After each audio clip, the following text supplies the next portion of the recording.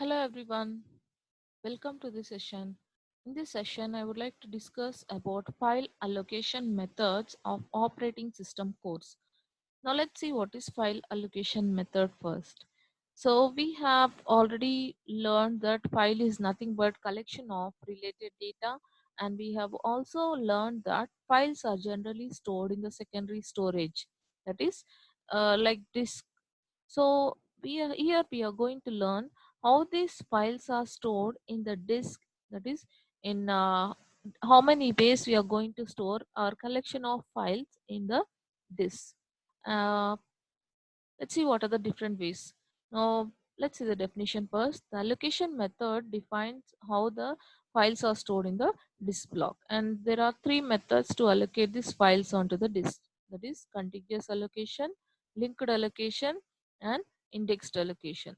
Three methods we are going to discuss now, and we have to remember that all these three have their own advantages and their own disadvantages. The next thing is, all these allocation methods are actually trying to achieve two goals. First thing is efficient disk space utilization, means when you are allocating space for the disk, for the files on the disk, you should see that the space is properly utilized, means there should not be any internal or external fragmentation. And the next thing is, it should be easy to access the file from the particular disk block. Wherever it is stored, it should be easy to access that, that is fast access to the file blocks. So these two should be provided by and all these three allocation methods. One is disk space should be utilized properly, and next thing is fast access should be there for the file blocks. Now let's start with the first one, that is contiguous allocation. Contiguous allocation, from the name itself we can guess that the file is stored in the disk as contiguous set of blocks, and it's easy actually to implement. The only thing you have to know for this allocation is the starting block of your file, that is you need to know from where your file is starting, that is the block from where your file is stored, and you have to know what is the length of your file blocks, that is how many blocks are used for your file storage. If you know these two, then it's easy to store the data in this contiguous allocation, and it is the best performed in all the cases. Now let's see one example here. Now I have some set of files here, 5 files I'm taking, and I'm trying to store these in the disk using contiguous allocation. Now, as I told that to store the file in the contiguous allocation manner, we need to have two values, that is starting value, starting block of your file, and the length of your file blocks, that is how many blocks are used for storing your file. Now let's see the file called as count, and it is stored in the disk starting from the block 0, means from 0th block your count file is stored.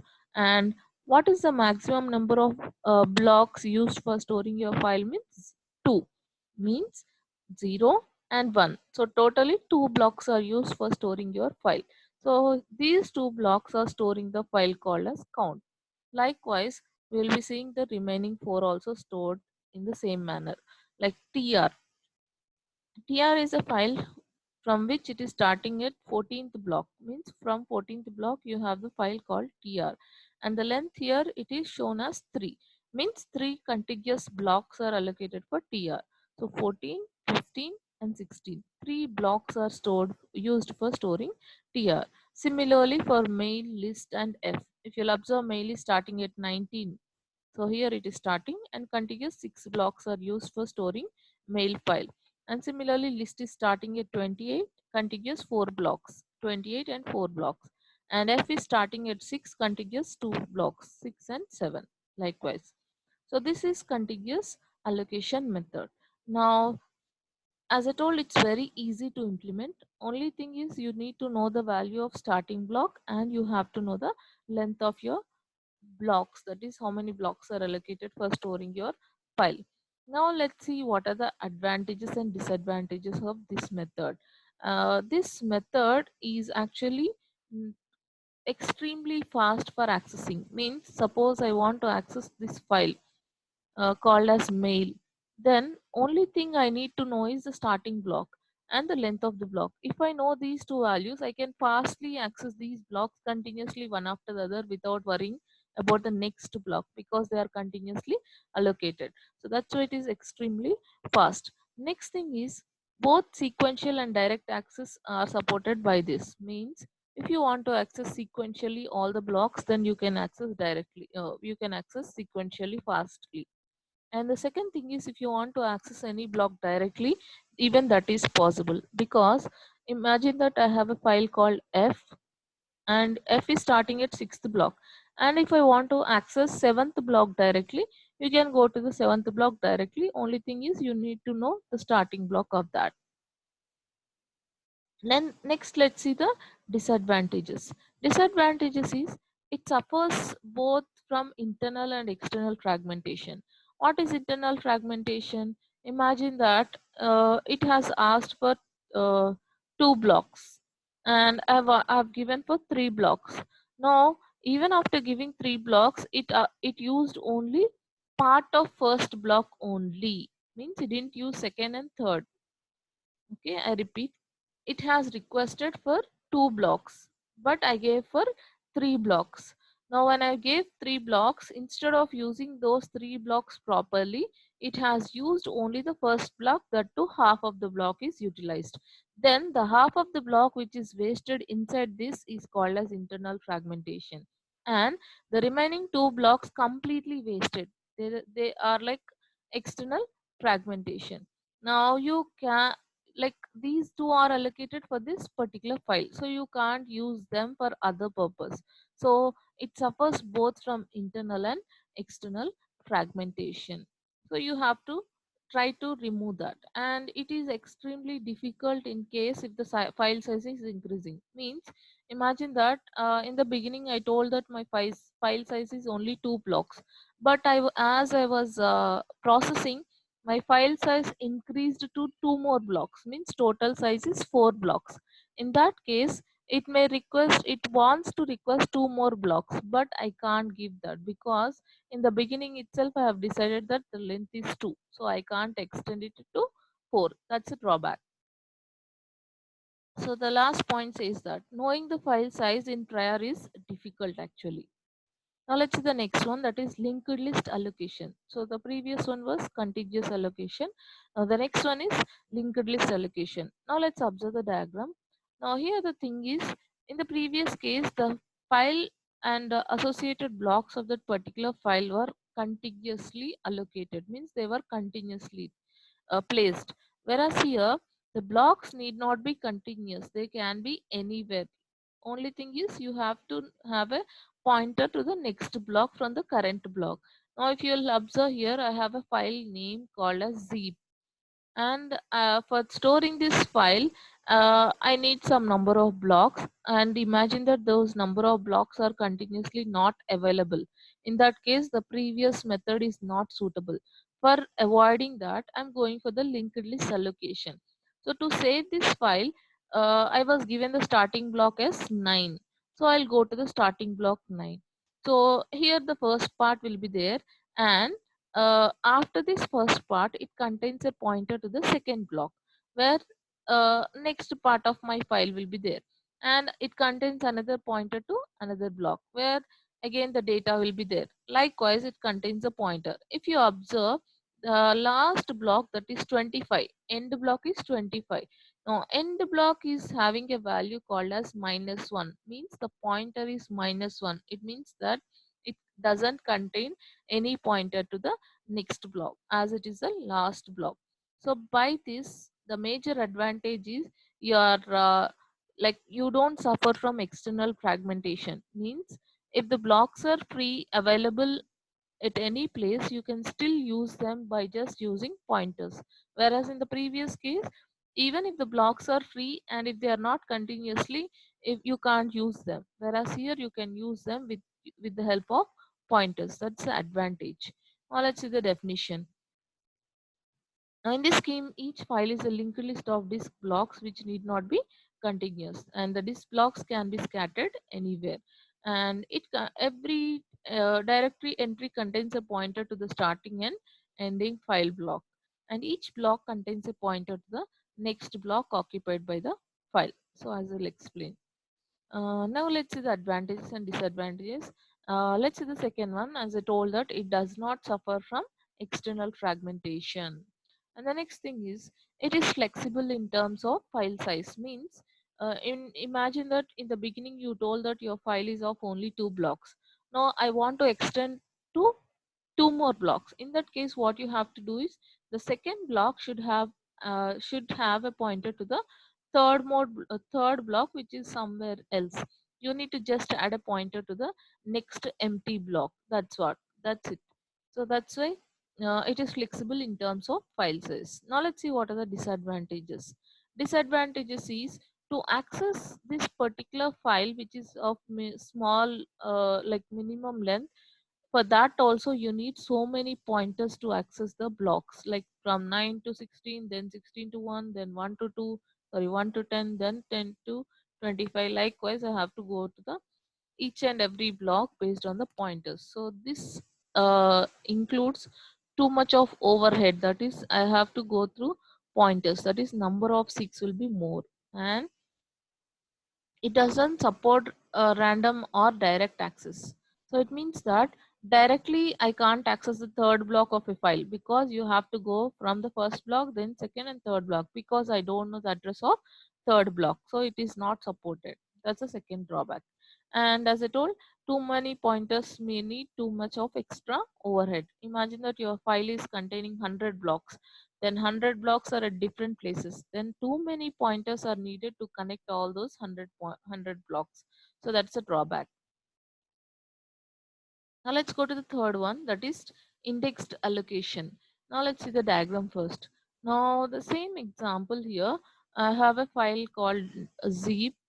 Index allocation means here you have a first block whose value is written in the directory, and the first block is what, 19. Now in this block it contains the address of all the blocks where the file is actually stored.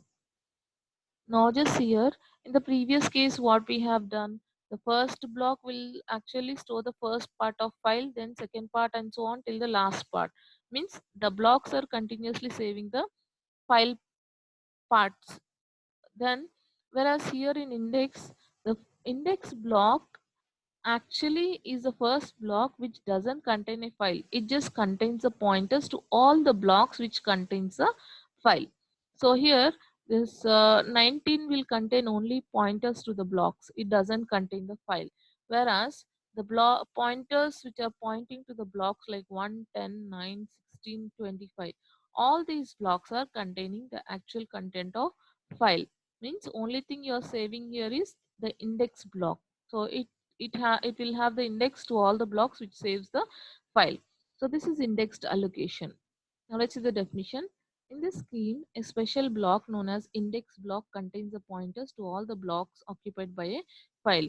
Each file has its own index block. Next, the ith entry in the index block contains the disk address of ith file block. Now let's see the advantages and disadvantages. This supports direct access to the blocks. Means I'm going to the index block. From there onwards, it will tell you which block you can refer. Like suppose I want to access ninth block, directly I can access. If I want to access first block, I can directly access like that. And it overcomes the problem of external fragmentation, because the blocks are free at somewhere, some at different location the free blocks are available, but still you can use them because you are just using only pointers. So external fragmentation is avoided. Next, disadvantages is, as I told, as in the previous case, if it has large number of blocks, then too many pointers will be there, and that includes too much of overhead. And one more thing, this kind of allocation is suitable only for smaller size of files. That is, if it contains fewer number of blocks, then only it is sufficient. If it has more number of blocks, then it is not suitable. That's a drawback. So this is about indexed allocation.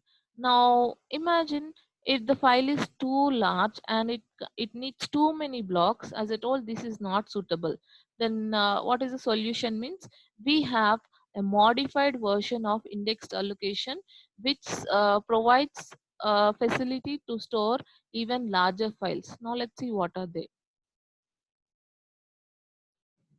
Now just see here, for the files that are very large, single index block may not be able to hold all the pointers.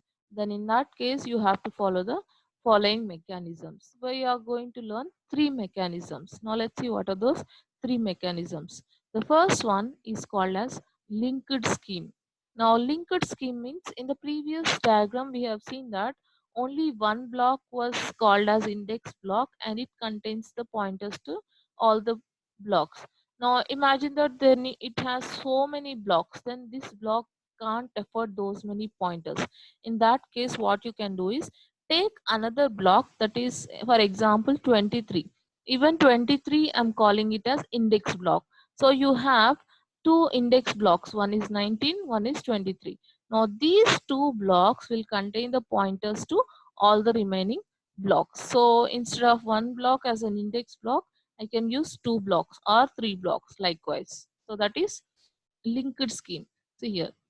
In this scheme, links two or more index blocks together for holding the pointers. Every index block would then contain a pointer or the address to the next index block. So this is first scheme, that is linked scheme for storing larger files. Now let's see the second one.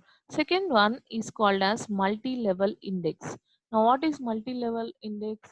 From the name you can from the diagram you can imagine the index is not directly pointing, it is like multi-indexing. So one index is pointing to a table which is called as outer index, so I'll point to one thing, and this is pointing to index table, and this is pointing to the file. Means instead of directly pointing to the file, I'm using some number of levels. It's same like our textbook example. Now, if I want to see a topic, searching topic by topic is a bit difficult. So instead of searching the topic, instead of searching topic by topic, what I'll do is first of all, I'll search unit wise.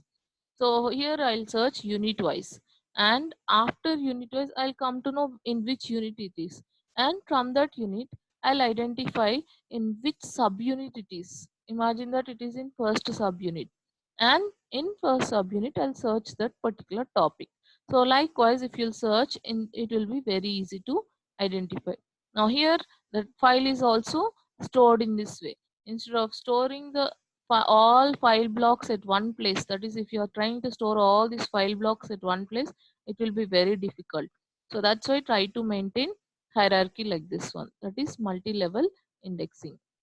This is second one. Now third one is called as combined scheme. Now let's see what is combined scheme. In this scheme, we'll use a special block called as inode block. Inode means information node block. Now information node, from the name itself it is there, like we can guess, this is a node which contains some information about that particular file system. Now see here, it contains information about the file such as name, size, authority, etc. and so on. Now let's observe the block here. This block is called as inode block. Now inode block contains the information about the file or some collection of files. Now this is related information of a file, and this only will contain the related blocks where exactly the data of this particular file is stored. Now just observe this block here. First it is showing you the permissions of that particular file and owners of that file. Timestamps means at what time it is created, at what time it was modified, and so on. Next is size block count, means this particular file is saved in how many blocks, that size will be mentioned.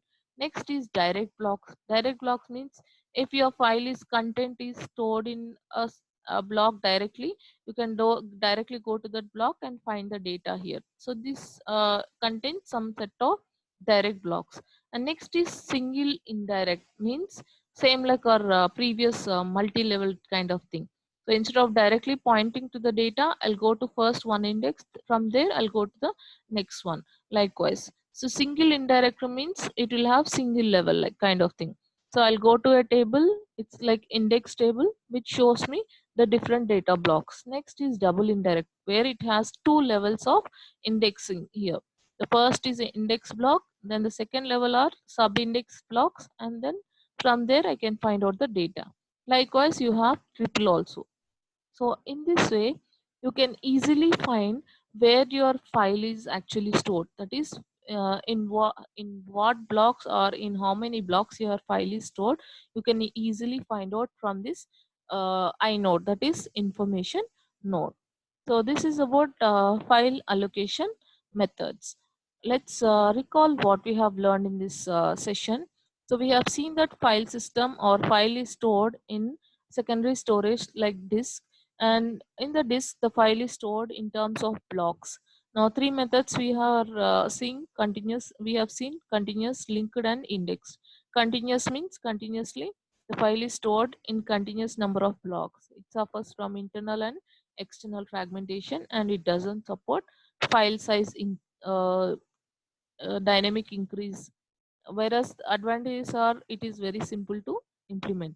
Next we are going for linked list, where the blocks are not continuously stored.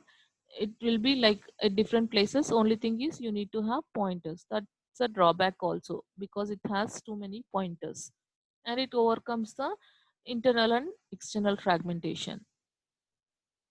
Indexed is same like previous one here, but here the first block is acting as index block, and which contains address of remaining blocks. Here also the drawback is too many pointers, whereas it doesn't suffer from external fragmentation.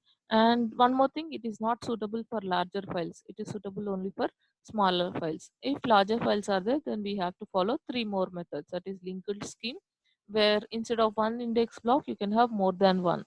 Next is multi-level, and third one is combined scheme, which will have inode information. From there you can see which blocks are actually used to save your file.